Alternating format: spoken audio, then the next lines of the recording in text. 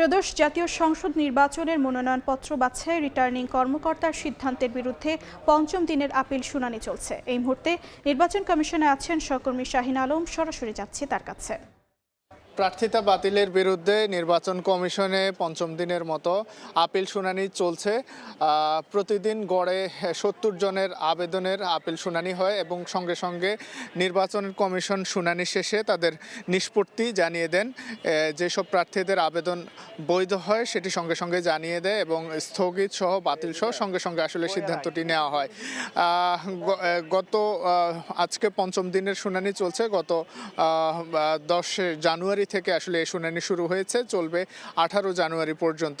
প্রতিদিন ক্রমান্বয়ে প্রার্থীরা এখানে আসছেন এবং নির্বাচন কমিশনের কর্তা ব্যক্তিরাও আসলে এখানে বসছেন এবং দুই পক্ষেরই উপস্থিতিতে শুনানি চলে এবং সেই শুনানির রায় সঙ্গে সঙ্গে জানিয়ে দেওয়া হয়।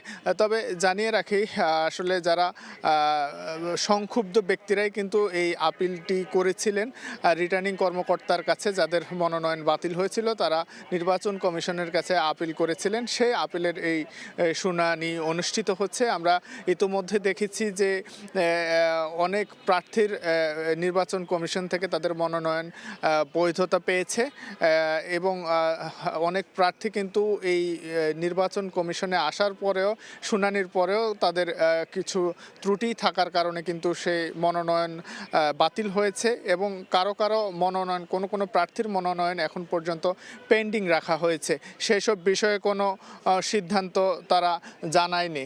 তো যদি বলি যে এই যে শুনানি সেটি চলছে এবং আজকে বিকেল 5টা পর্যন্ত এই শুনানি চলবে। শুধু আজকে নয়, টানা 18 জানুয়ারি পর্যন্ত এই শুনানির কাজ চলমান থাকবে। তো এ ছিল আমার কাছে নির্বাচন কমিশন থেকে শুনানির সর্বশেষ খবর।